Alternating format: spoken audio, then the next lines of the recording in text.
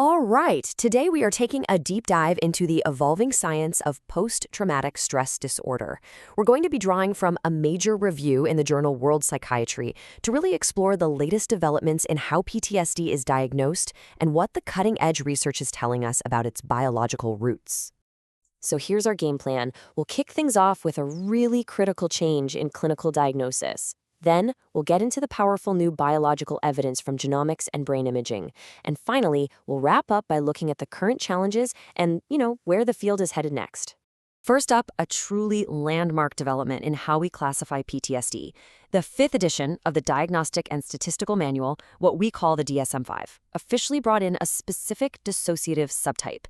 This was huge because it formally recognized a distinct pattern of symptoms that clinicians and researchers had been seeing for years. So what exactly is this subtype? Well, it's for people who meet all the standard criteria for PTSD. The re-experiencing, the avoidance, the negative mood, and the hyperarousal. But, and this is the key, they also have these persistent symptoms of either depersonalization, which is that feeling of being detached from yourself, or derealization, where you feel like your surroundings aren't real. And this is precisely why this distinction is so crucial. This isn't just a minor variation we're talking about. It affects a pretty significant chunk of cases, somewhere between 10 and 30%. But even more importantly, we now know it's linked to a distinct neurobiological profile and often a poor response to standard therapies. That's a huge signal that we need more tailored treatment approaches. Okay, so now that we have this key clinical distinction in mind, let's shift gears and explore the biological underpinnings of PTSD. We're moving from the what of the diagnosis to the why of the biology. And the big story here is that our understanding has just taken this massive leap forward. Instead of relying on small, isolated studies, the field has moved toward these huge collaborative efforts. These large-scale studies, pulling data from multiple sites, are giving us much more reliable, robust, and replicable findings than we've ever had before. Let's start with the genetic architecture of PTSD. Thanks to these massive collaborative efforts, we're finally starting to map the really complex genetic landscape that contributes to a person's risk. And the scale here is just unprecedented. This is the largest genome-wide association study, or GWAS, ever conducted for PTSD. By combining data from 2 huge projects, the Psychiatric Genomics Consortium and the Million Veteran Program, researchers were able to analyze the genetics of over 1.2 million people. That kind of statistical power is just immense, and it lets them detect these subtle genetic signals that were totally invisible before. So what did all that data turn up? Well, they successfully identified 95 distinct locations, or loci, in the human genome that are significantly associated with the risk of developing PTSD. And having these 95 locations allowed them to finally quantify the genetic contribution. They established that the heritability from common genetic variations, so the part of the risk that's explained by genetics, falls somewhere between 5.3 and 9.2%. And this isn't just an abstract number, it translates to a very real-world risk. Using this data, they calculated that individuals with the highest genetic predisposition have a 2.4 times higher relative risk of developing PTSD compared to those with the lowest genetic risk.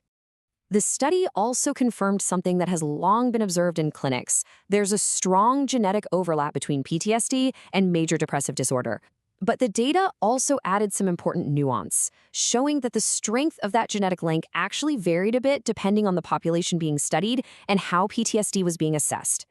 Okay, so from the genetic blueprint, let's move to the organic builds, the brain itself.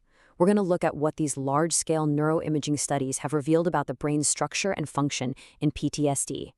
And just like the genomics effort, the NIMA consortium is all about collaboration, pooling brain scan data from thousands of people all over the world.